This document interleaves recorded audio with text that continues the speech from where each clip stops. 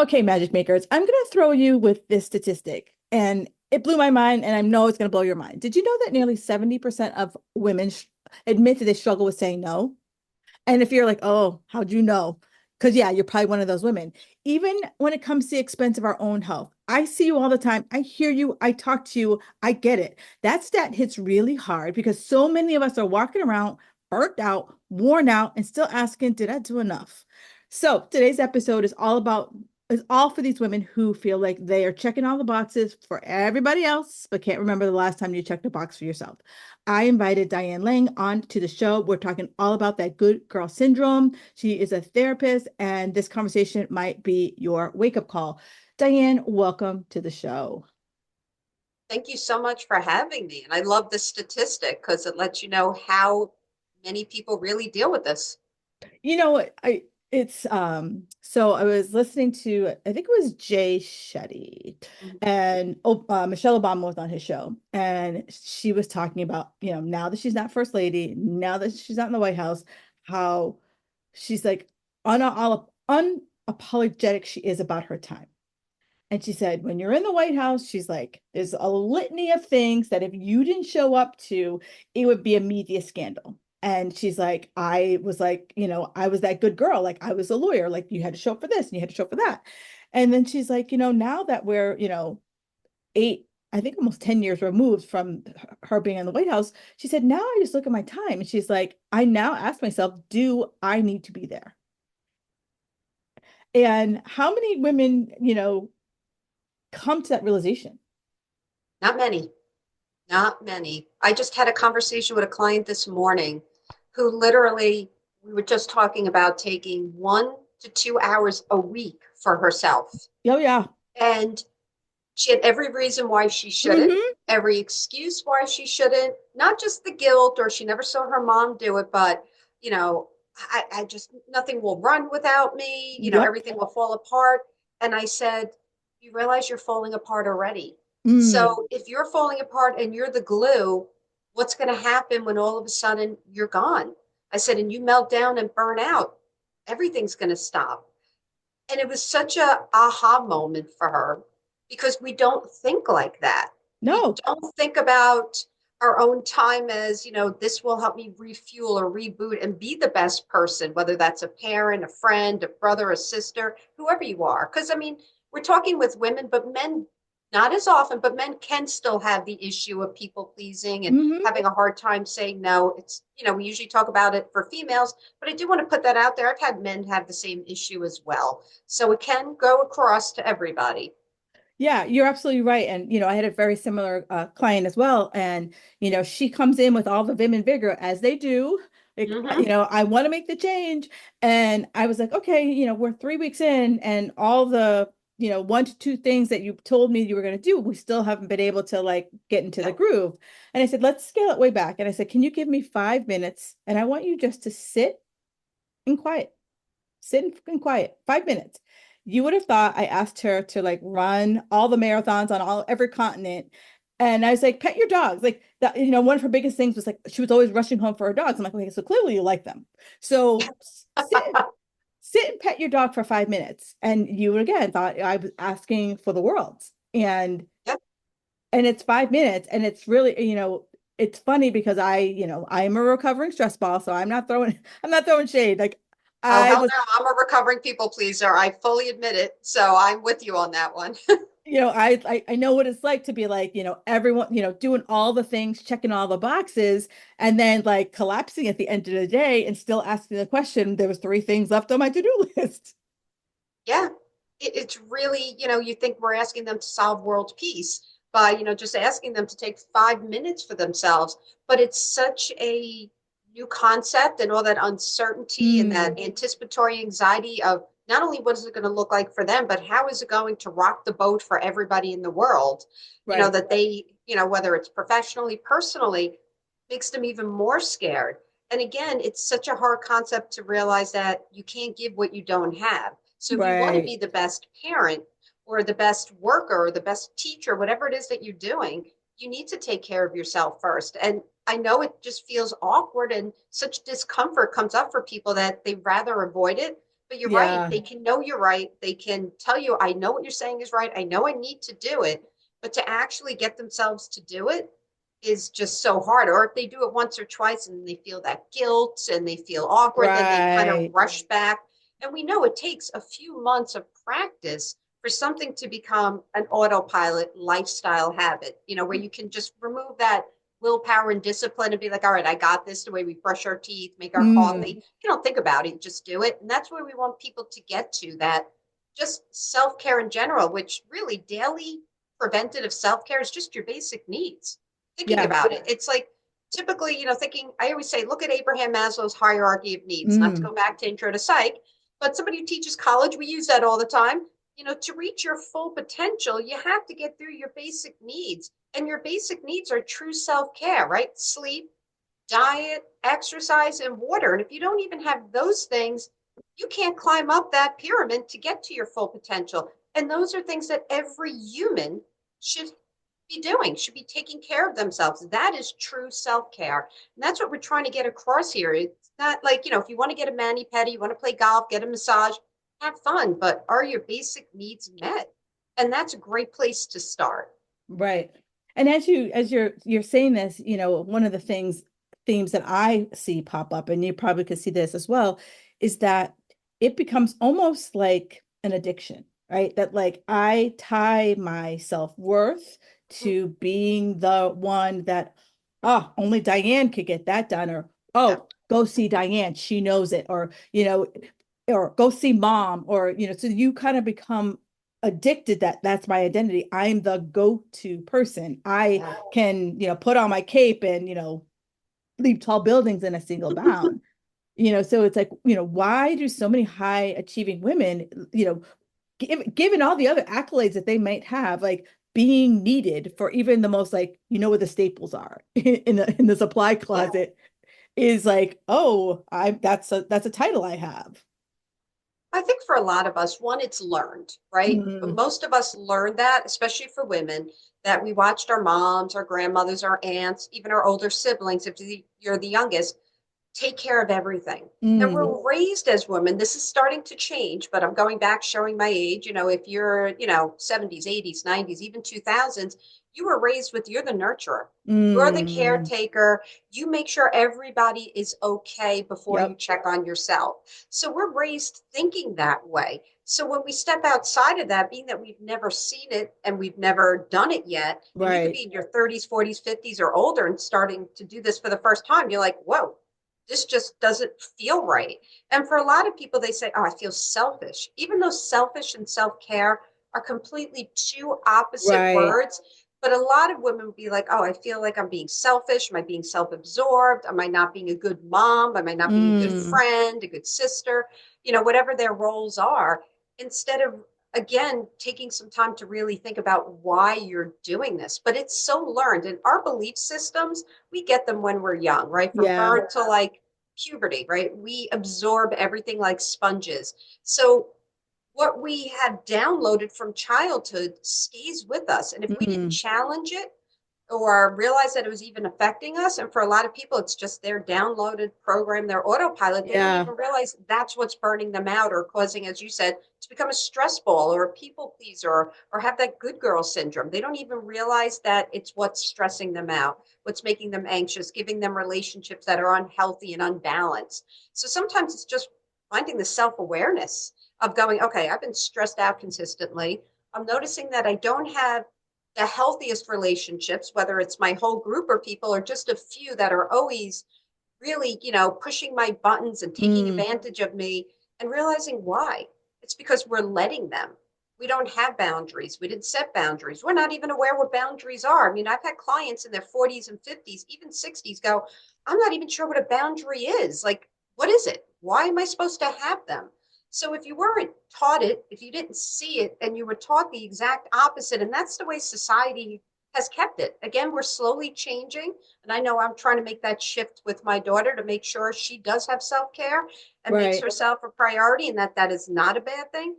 But that's kind of a newer generation thing. We didn't do that for years. So it's strange to most people. That's really what's happening. It's outside their comfort zone. You're right, because it's I have a client that I see this in her. She comes from a family of immigrants, and the women were the cooks, right? The women Yep. cooked dinner. The women made sure that, like, everyone sat around the table. And recently, her husband has been laid off, and now she is the primary breadwinner. Yet she still feels like I have to be the person to cook the family meal. And when you ask the question, you're like, hey, what if you positioned to your, her teenage children and her husband, mom's working now. What if you guys were to be in charge of dinner? And I was like, well, can you raise that? And she was like, again, one of those like, what do What are you you kidding? do? Right. Like, what are you doing? And she's like, they would just order pizza. And I was like, but if you kind of set parameters like, hey, like mom doesn't want pizza every night. Could you order me a salad? Could you order Chinese? Like, could you give them some like inklings of what to do so that you're not always feeling like you're racing home from work and before you even take off your clothes, you got to cook dinner. And, again, it was one of those like, what are you doing? Like, why are you trying to rock the boat, Kim? Well, because when we take care of everything, we're also in control. And Yes. that is part of the addiction, as you were talking about, right? We become addicted to perfection, making Mm, sure everything's done perfectly for us and being in control. So when we let go of that control, we all of a sudden don't feel as needed. And we do, yeah. you do wrap your self-worth because you're like, okay, I know that I can help people. I know that they think of me. I know I can solve Mm, problems, even though it's not our job or responsibility to solve anybody's problems who's an adult. I'm not talking about little kids, but as an adult, right. it's If you, not our job or responsibility, but we take it all on because it makes us feel needed and wanted right. and liked. And that's the hard part because that's how we form our identity. And then it becomes very tough to kind of get out of that and still feel needed and wanted. And that's the challenge. But again, I think it goes back to first being aware that you're even doing it or why you're feeling so stressed or like you said in the beginning, to the detriment of your own mental health. You're resentful, you're angry, you're bitter Right. because the same people keep taking advantage of you, but you keep doing it. So Right. it's that self-awareness before you even You keep happily putting change. yourself into that same boat. Yeah, I know. I did it for years. I have to say I'm a late bloomer and I'm in the field. I've been teaching college for like Right. 25 years, been a coach, I've been a counselor, but yet I'm doing it, which was even worse because I'd be like, I know better, like yelling at myself. But then you get in that vicious cycle of, okay, I'm acknowledging and identifying, but now I'm just judging myself and beating myself Right. up, which just keeps you in the negative cycle. So it's really important, even if you're in the field, whether you're a therapist, a life coach, a counselor, a social worker, an educator, whatever you're in, sometimes we're the people who do it the Hmm. most. And we don't become self-aware because again, we're taking care of everybody else. If you're a caregiver, not just as a mom, we're taking care of parents, like that Yeah. sandwich generation, but in your role as a job, what do you do for a living? A lot of us are caretakers that way as well. And Hmm. then we just get so wrapped up in it and it's a habit that again, we're not even aware of it. And it just goes and goes and goes until we start burning out. And we Right. literally do burn out. Oh, for sure. Or you'll tell your, like, we all can justify the crap out of anything in our lives. So you're like, oh, I'm just going to do this one time, or next week it's going to be different. And Yeah. then it's like, here we are, 2030, and you're still in that same cycle. Yeah, and that's scary. And I always ask my clients to look 1 year ahead. So I'm like, all right, let's say it's May, what's today? May 9th, 2026. If you're still in the Hmm. same situation, doing the same thing, what will you feel like? Can you imagine doing this for another year? That's And that heavy. sometimes wakes people up because they're like, oh my God, I don't think I could do another year. Like, I think I will literally burn out or I'll be so miserable and depressed. And then they start thinking differently. So sometimes you're Right. right. You got to look in the future of, hey, can I do this for another year? And if I do, what are Hmm. the consequences? Right. Yeah. So it's hard. It is hard. And you use the word that I think we use it in the world, but I want to put a definition to it.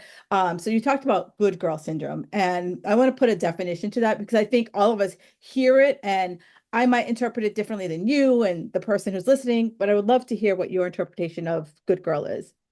It's really to me, and again, everybody can have their own definition. It's the same thing as being a people pleaser. Mm, And really, the good girl syndrome just really, it's because we're seeing it more in women than we do in men. But again, it's being raised to be that good girl, to be quiet, be mm, spoken, don't speak unless you're spoken to. Make sure you're overly accommodating to everybody else. Make sure everybody else is a priority. Put them first. Make sure everybody's happy. Then you can go on your way. Be that nurturer, be that caregiver. And that is what that good girl is. And then we're always looking for acceptance and approval from others. mm. We don't have boundaries. We don't know how to say no. We don't even know how to ask for help or delegate. It Yeah, causes guilt. And boundaries, again, it's something that I even, for me, I didn't hear about boundaries until I was in like grad school. Like yeah. I remember being in graduate school for counseling and being like, oh, this is a real thing. I mean, again, I'm showing my age. This was, late 90s, early 2000s. So boundaries was not talked No, about. We didn't call not at anybody all. toxic or narcissist. It No. was like, just get over it. It was a Gen X generation. You got a problem, just let it go, move Right. on. Rub some dirt on it and move on. Yes, just be home by dark. We don't care what you do. Very different generation. But I was like, oh, like really? Boundaries? What is that? It Yeah. was such a new thing for me. And, a lot of us who go into the field, whatever, again, social work, counseling, coaching, whatever it is, a lot of us come from like really dysfunctional backgrounds, which is why we picked the field because we want to heal ourselves as well as like I know I never want anybody to feel what I felt as a people pleaser or as a good girl. Like it was horrible. And it comes from my dysfunctional childhood. And Mm-hmm. I don't want anybody to feel that pain, which is why we go into this field. So a lot of times it's an aha moment for us to go through school and training and realize, holy shit, excuse my language, but I am doing that. But then you have the empathy to help other people because you really understand it. I mean, we could all empathize and you learn it academically, Right. but when you go through it, you're like, oh, no, no, I get that. I've done that. Mm. I still sometimes catch myself and go, whoa, whoa, whoa. Like I had to change an appointment and I wrote, I'm sorry. And then I texted back, like I erased it. And I was like, no, thank you for switching your appointment. Like, why do I have to say I'm sorry? But that's such an old fashioned habit to Oh go, yeah. I'm sorry, when it's not even needed. You did nothing wrong, but that's part of good girl and people pleasing. Yeah, it's interesting that you say that because I feel like, most of the women who listen to this show were 40 plus, right? So we grew up in that generation where all of us can look back and we'd be like, oh, we had a very dysfunctional childhood. Now, not to say that it was horrible, like just some of the things that we went through, kids today would be like, horrified. And you were just kind of Right. like, that was just like, we're like, that was normal. Like that wasn't like weird that would happen. So I think for many of us, right, where like you said, boundary, I didn't know what a boundary was. But it's also, you also realize like, I was also not afraid to be like, yeah, no, I don't want to do that. But I didn't know it was a boundary. It was just kind of like, yeah, I'm not interested. And so for some people, you are allowed to say, I'm not interested.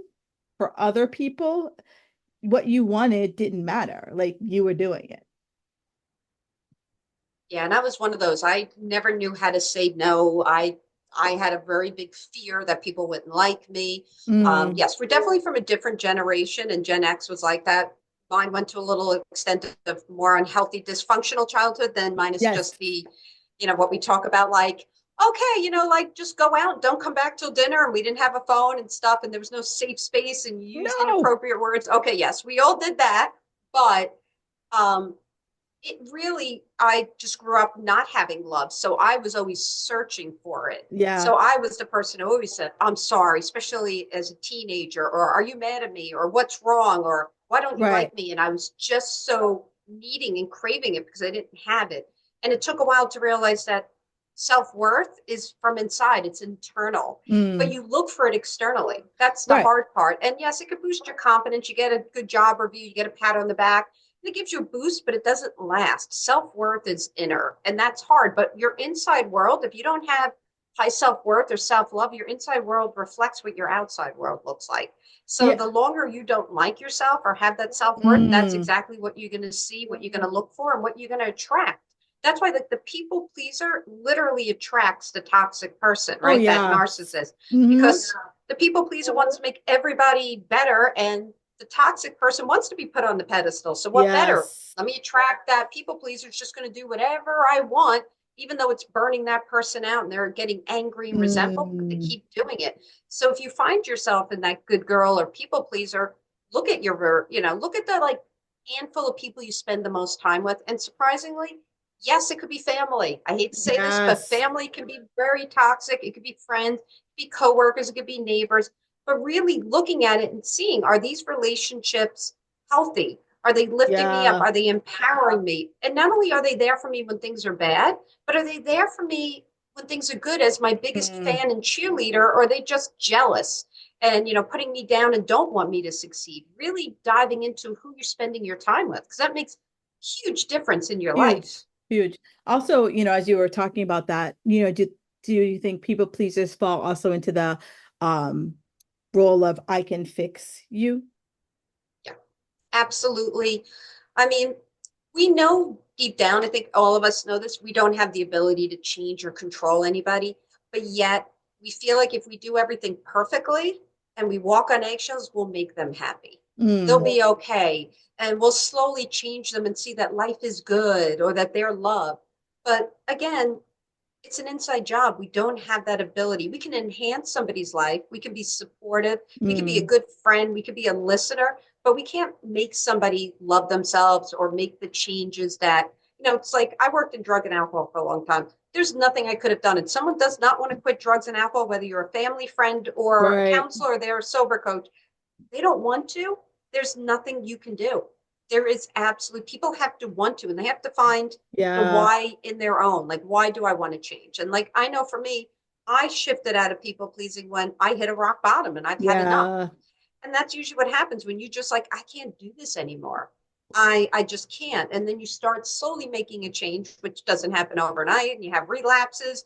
You find yourself, being manipulated or saying yes when you should have said no. But then you go, okay, I did it today. I'm not going to beat myself up. I'm going to make another change. And, Right, right. you slowly get there.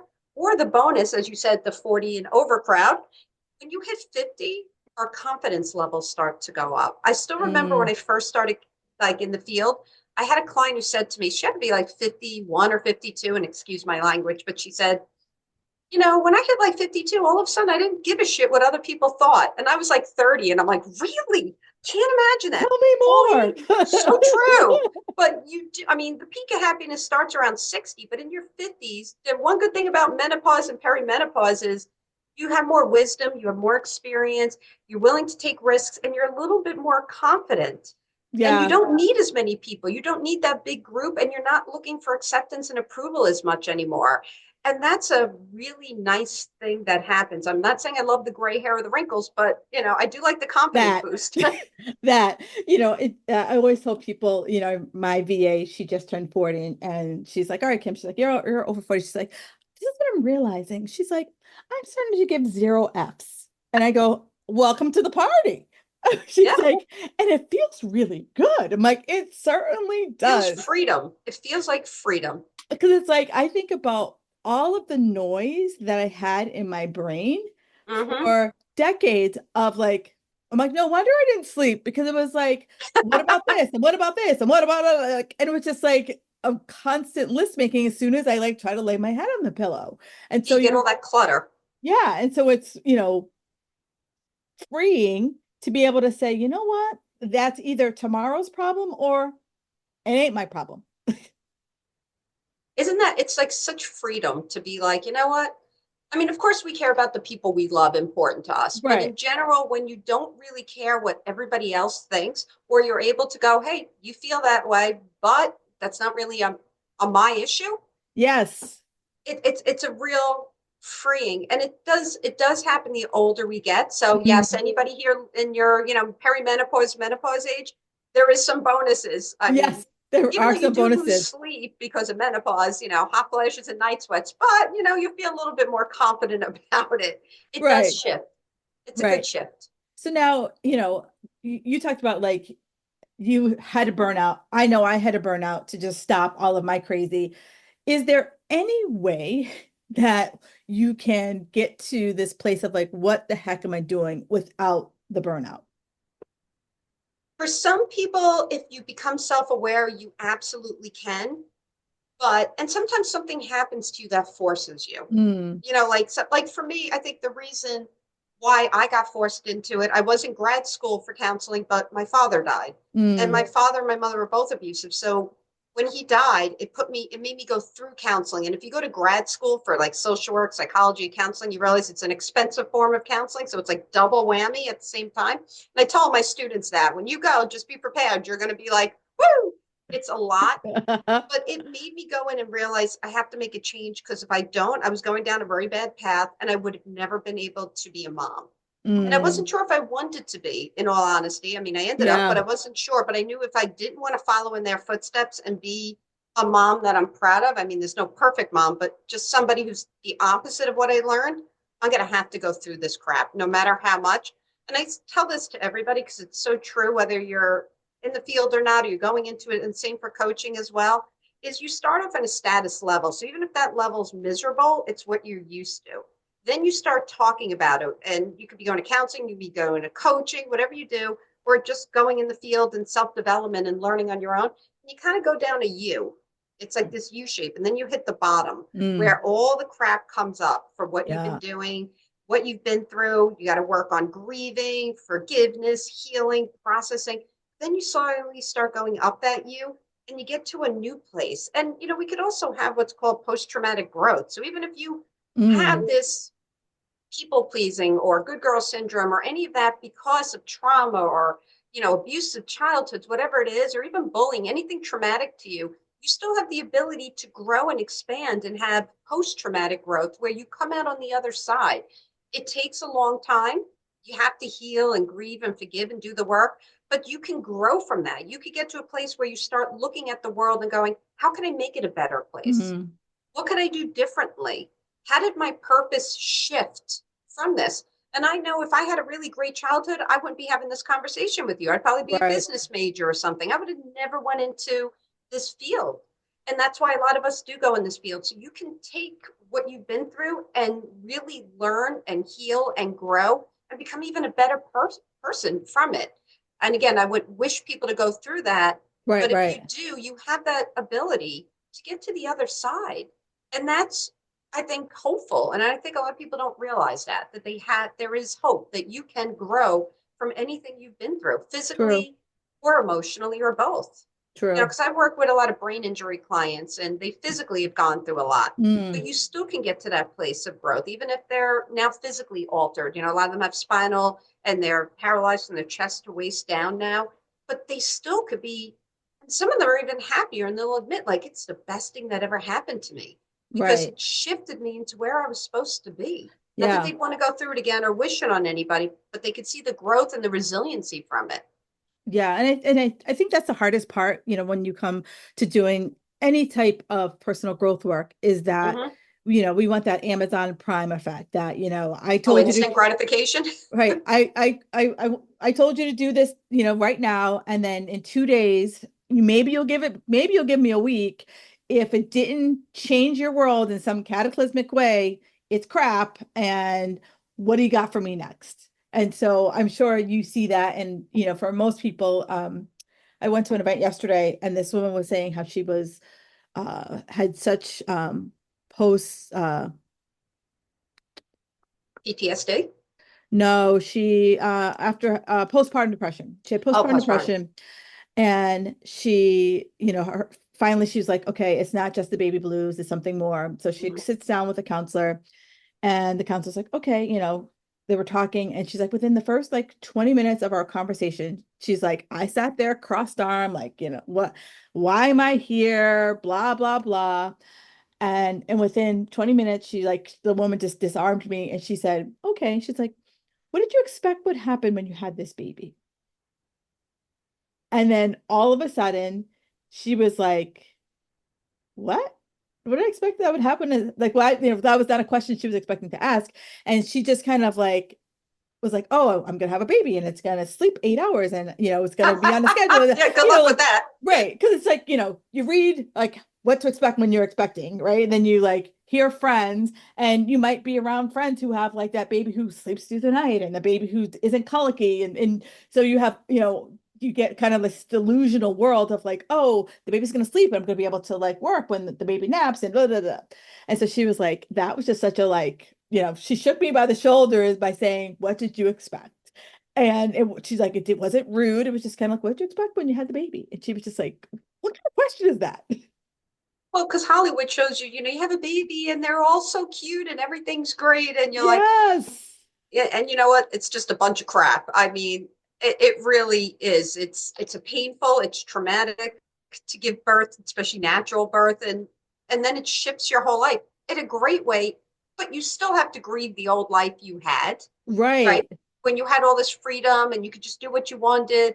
It's just a change, and change is scary and it brings up fear and anxiety and Hmm. grieving, and that's normal. But we sometimes put this expectation on ourselves also that we have to be the perfect parent.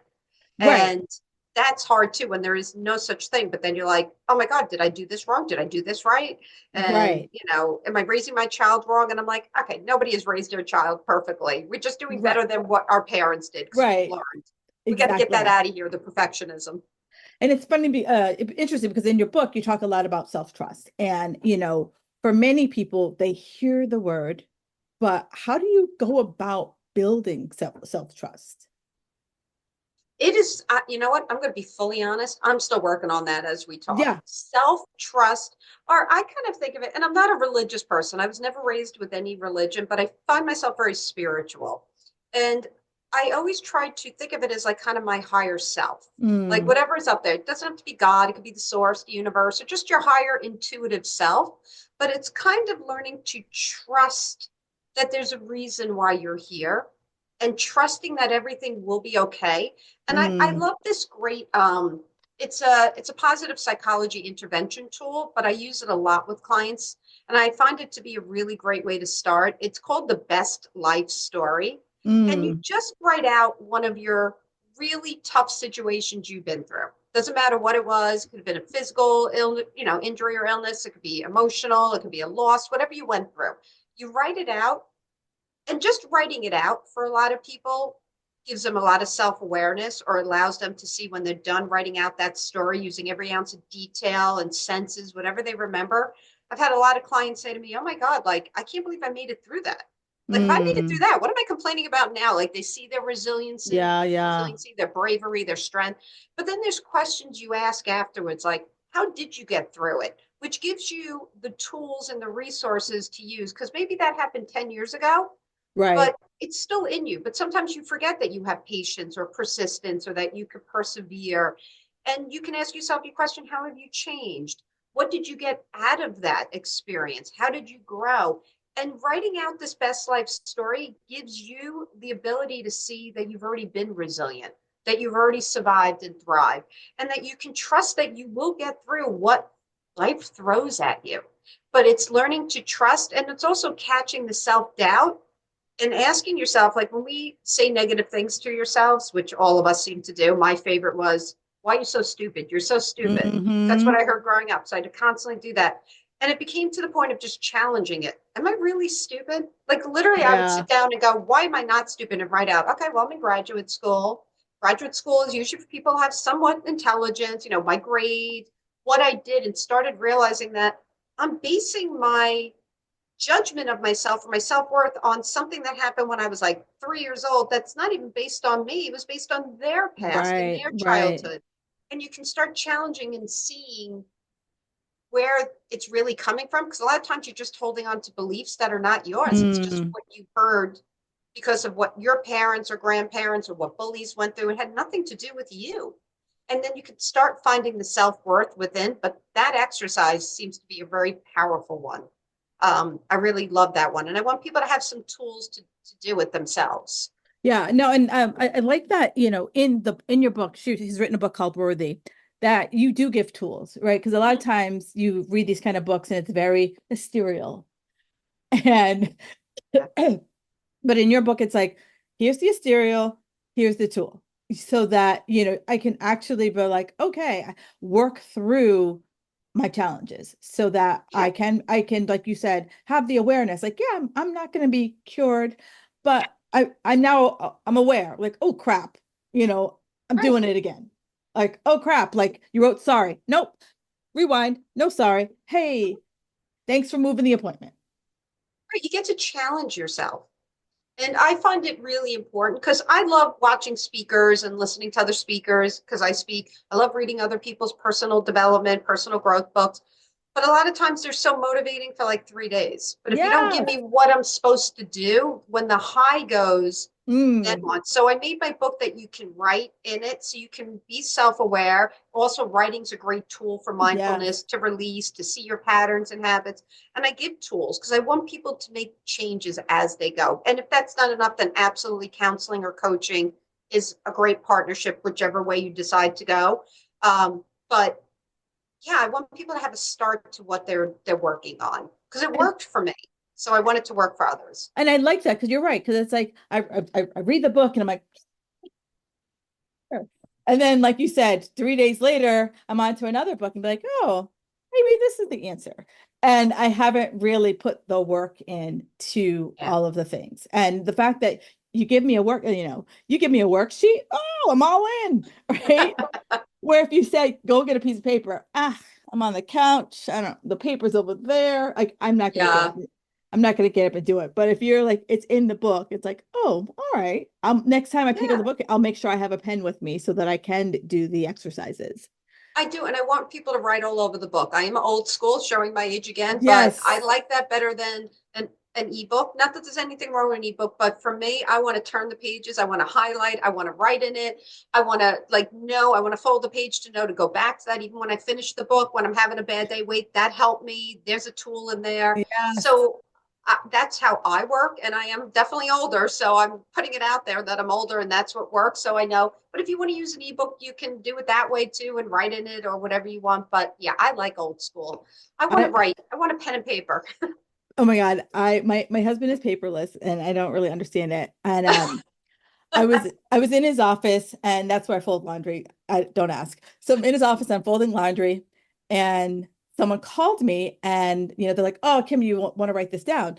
I'm like, the man doesn't have one piece of paper, not even a post-it note, Oh my not God, I even have Post-its everywhere. not even a pen. And I was like, "Oh my God." So I had to, I'm like, hang on. I had to like leave the room, come up to my office where I got shit tons of Yeah, I paper see the and paper. pen. You're like me. You got it everywhere. Yeah, Right. me And too. I'm like, I go, you don't even have a post-it note in your office. Like I couldn't nothing. function.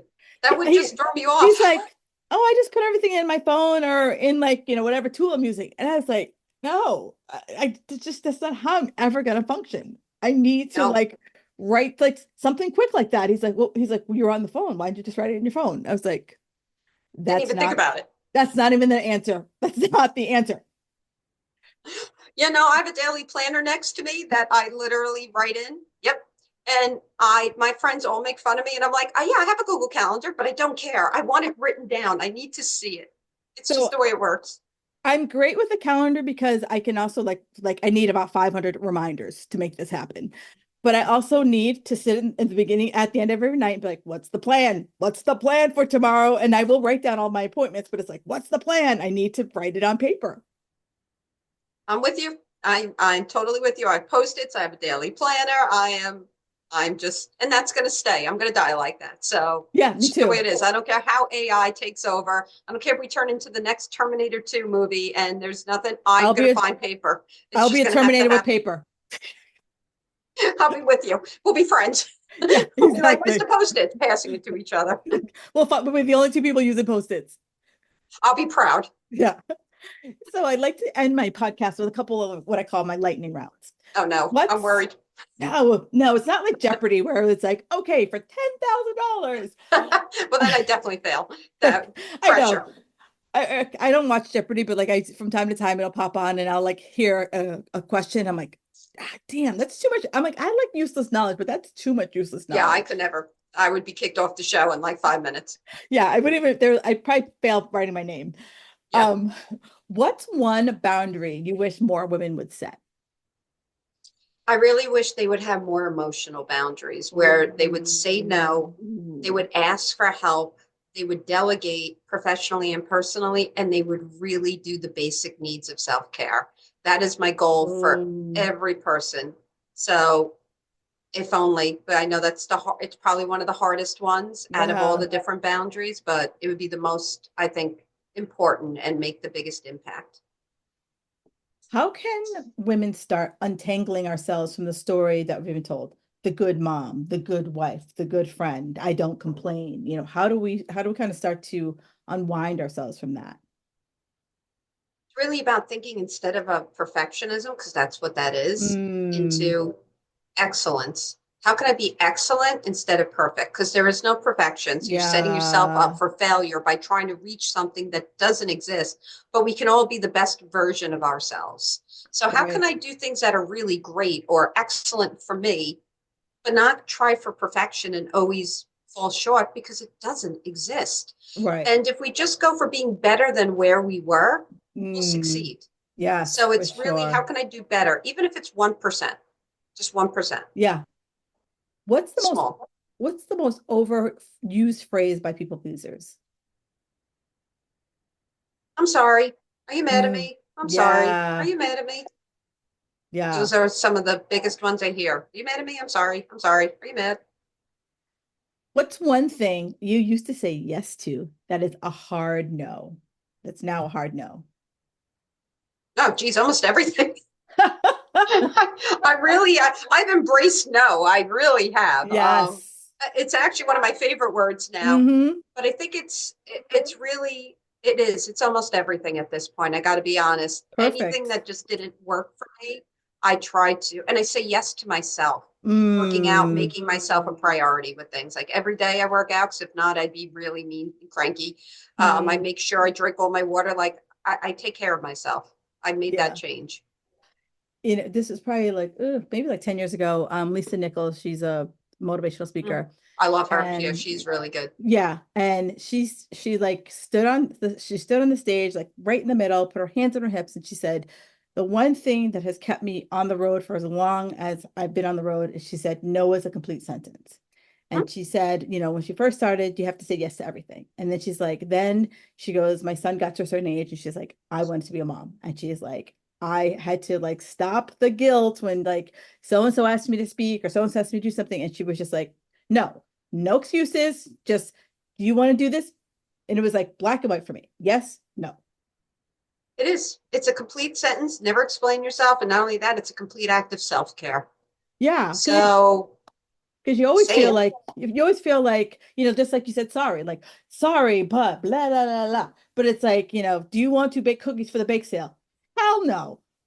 Can I No. buy can I buy them? If I can't buy them, then it's definitely a hard no. Yeah.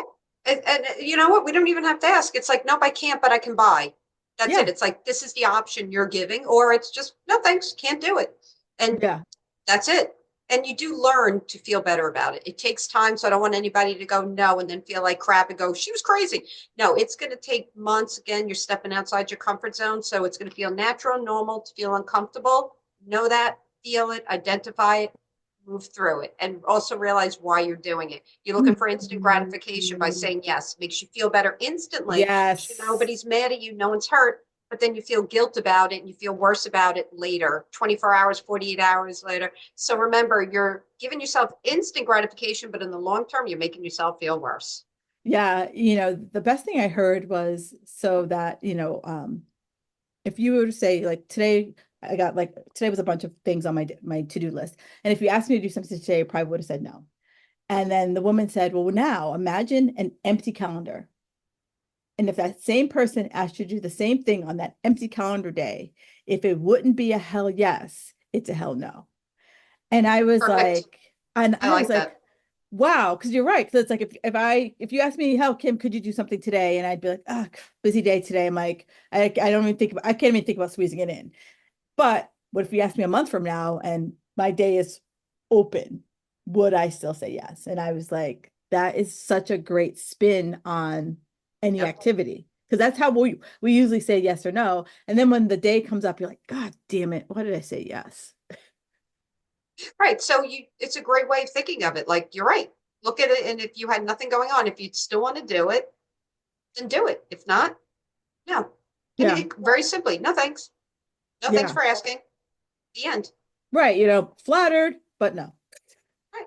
Because if you explain yourself, you either explain yourself into saying yes out of guilt, or if Right. it's a toxic person, they'll manipulate you into saying yes. And, So it's just a no, hard no, as you said. and it's so funny because I think my first thought was the toxic person who, as soon as you kind of put out the objection, if Mhm. they are very skilled at objection busting, they will flip that objection on you. Oh, so you can't do it this Friday. What about Thursday? And then it just becomes this like back and forth that you finally Yep. have to be like, they either feel like they bend you over and you say yes, or you're just in this spiral of like the inevitable no. Yep. So it's just no in the end, and Yeah. just move on with your day. Or you can give an option if it's something you really wanted to do, but you just can't. Like you said, I can't bake the cookies, but I can pick some up on Entenmann's on the way back. I don't Right. know if everybody has Entenmann's. I know that's a New York thing, but those are really good. Um, They are really good. Those chocolate chip cookies. Damn. and their cakes and Oh donuts. my Yeah, God. they're Yeah. just good. But whatever you're Yes. getting. All right. So I ask all of my